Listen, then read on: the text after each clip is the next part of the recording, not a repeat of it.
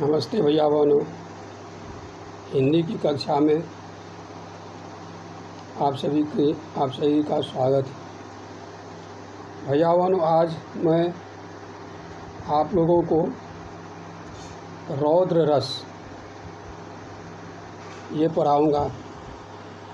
इससे पहले हम लोग श्रृंगार रस, हास रस और करुण रस को पढ़ चुके हैं। भैया बहनों, रौद्र रस, रौद्र शब्द का अर्थ ही होता है भयानक, क्रोधित। लोग बहुत क्रोधित हो जाता है तो वो उसका रूप जो है कि रौद्र रूप जैसे उसका हो जाता है। रुद्र शब्द में अण प्रत्यय लगने से रौद्र बनता है। रुद्र अर्थात महादेव। महादेव रुद्र जो है वो क्रोध के द्योतक होते हैं।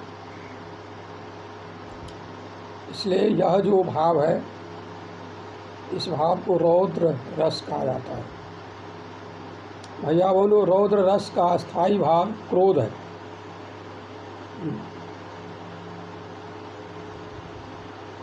इसका आलंबन विभाव अपराधी व्यक्ति, शत्रु, विपक्षी, द्रोही, दुराचार, ये सब है।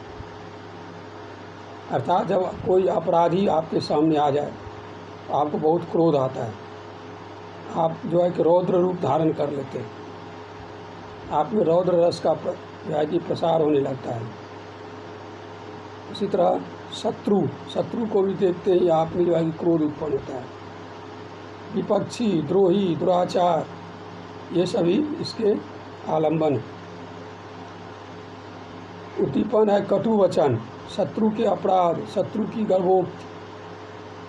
जब आपको कोई कटु वचन कहता है तो आप क्रोधित हो जाते हैं। शत्रु जब कोई अपराध करता है तो भी आपको क्रोध आता है। और शत्रु की गर्भोक्ति, जब युद्ध में दो योद्धा आमने सामने होते हैं तो एक दूसरा वह जो है कि अपना जो है कि प्रशंसा करते हैं, अपनी प्रशंसा करते हैं, गर्व की बातें करते हैं, वही होता है गर्भोक्ति। अनुभाव है नेत्रों का रक्तिम होना। जब लोग क्रोधित होता है तो लाल लाल हो जाती है, चेहरा विकराल हो जाता है, त्योरियाँ चढ़ जाती है, वे जो है कि ओठ चबाने लगते हैं। तो यही है नेत्रों का रक्तिम होना, त्योरों को चढ़ाना, ओठ चबाना। अनुभाव है नेत्रों का रक्तिम होना, त्योरी चढ़ाना, ओठ चबाना आदि। संचारी भाव क्या है? मद, उग्रता, अमर्ष, स्मृति, जड़ता, गर्व। और इसके कुछ उदाहरण हैं, जैसे है तुमने धनुष तोड़ा शशि शेखर का, मेरे नेत्र देखो, इनकी आग में डूब जाओगे, सवंश राघव गर्भ छोड़ो। परशुराम जी कहते हैं श्री राम जी से कि हे राम, तुमने धनुष तोड़ा शशि शेखर का, यानी महादेव का, मेरी आँख को देखो, इनकी आग में डूब जाओगे तुम, सवंश, वंश सहित डूब जाओगे। आज इस समय क्या है, परशुराम जी की आँखें लाल लाल है, वे क्रोध कर रहे हैं, उनका रौद्र रूप है। इसमें रौद्र रस का जो है संचार हो रहा है। कहते हैं गर्भ छोड़ो, काट कर समर्पित कर दो अपने हाथ, मेरे नेत्र देखो। परशुराम जी कहते हैं कि गर्भ को छोड़ो और मेरी आँखों को देखो, इन लाल आँखों को, और अपनी दोनों हाथ काट कर मुझे समर्पित कर दो। इस हाथ से तुमने धनुष को तोड़ा है। और उदाहरण देखते हैं, श्री कृष्ण के सुन वचन अर्जुन क्रोध से जलने लगे, सब शोक अपना भूल कर करतल युगल मलने लगे। संसार देखे अब हमारे शत्रु रण में मृत पड़े, करते हुए या घोषणा वे हो गए उठकर करे। उस काल मारे क्रोध में तनु कांपने उनका लगा, मानो हवा के जोरों से सोता हुआ सागर जगा। मुखमाल रवि समलाल होकर ज्वाल सा बोधित हुआ, प्रलयार्थ उनके मिस वहाँ क्या काल ही क्रोधित हुआ। अब यहाँ देखिए, जब भगवान है कि अर्जुन को गीता का उपदेश देते हैं, तब अर्जुन जो है कि अपना शोक भूल के, सारी चीज़ भूल के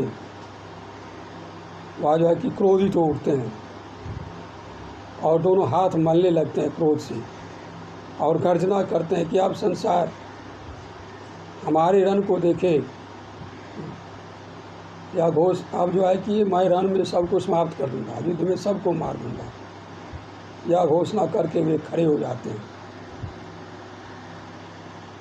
उस काल मारे क्रोध के तनु कांपने उनका लगा, और क्रोध से उनका शरीर थर थर कांपने लगा।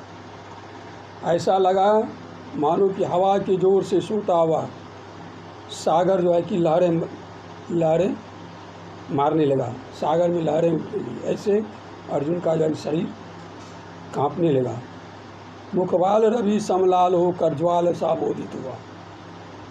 कहता है कि मुखबाल रवि सा, यानी सूर्योदय के समय जैसा सूर्य लाल होता है वैसा उनका मुख हो गया लाल होकर, ज्वाल सा बोधित हुआ, जैसे ज्वाला की लपट उठता हो वैसा अनुभव होने लगा।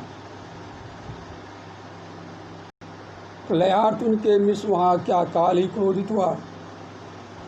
कहते हैं कि यह जो है कि प्रलय के लिए, प्रलय के अर्थ में क्या उससे जो है कि वहाँ काल ही क्रोधित होने लगा, ऐसा प्रतीत होने लगा। अर्जुन काल के सदृश हो गए।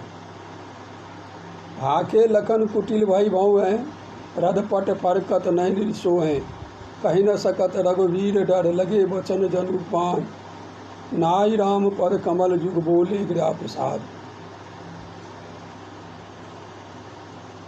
हाके लखन कुटिल भई भोए, रधपट फरकत नयन रिसोहे, रघुवंशी मैं जहाँ कहू होई, तही समाज अकही न कोई।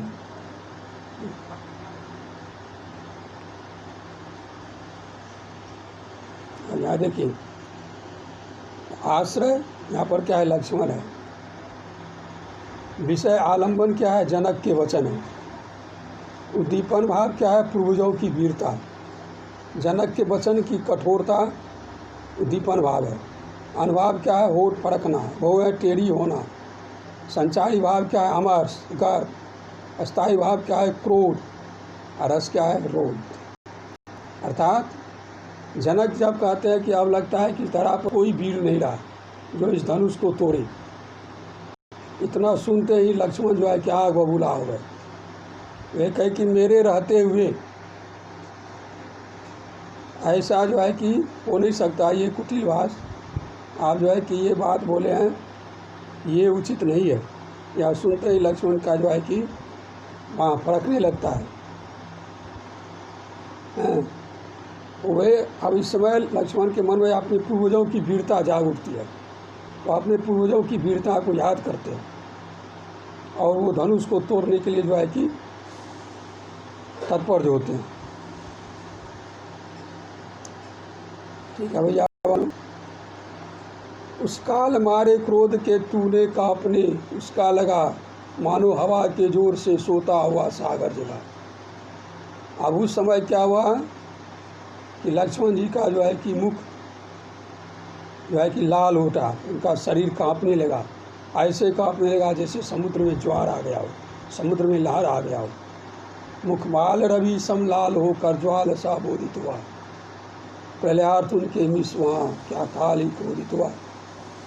ऐसा लग रहा है जैसे उगते हुए सूरज की लालिमा जैसे उनका मुख जो है कि लाल होके अग्नि की लपट के जैसे प्रतीत होने लगा जैसे कि अब वहाँ प्रलय आने वाला है। उनके क्रोध इस तरह जो है कि उनके क्रोध जो है कि प्रलय को आमंत्रित करने लगा था। अब देखिए फिर क्या, आश्रय योद्धा, विषय क्या है, शत्रु आलम्बन। उद्दीपन भाव है शत्रु की कड़वी बातें। अनुभाव है शरीर का कांपना, मुख का लाल होना। संचारी भाव है अमर्ष गर्व उग्रता। अस्थायी भाव है क्रोध, रस है रोग। गर्भ के अर्भक काटन को, पटुधार कुठार कराल जाको। सोई हो बूझत राजसभा, धनु को दल्यो हो दलियो बलता को। लघु आनन उत्तर देत मंगो, लड़िले मरह करिय कछुसा को। गोरो गरुड़ गुमान भरियो को, कौशिक छोटो सो छोटो है काको। यहाँ राम लक्ष्मण परशुराम संवाद है। यहाँ पर परशुराम कहते हैं कि पटुधार कुठार कराल है जाको। कहता है कि जिसके पास में यह जो है तीक्ष्ण धार वाला कुठार, वह ऐसे गर्भ करने वाले अहंकारी का सर काट देता है।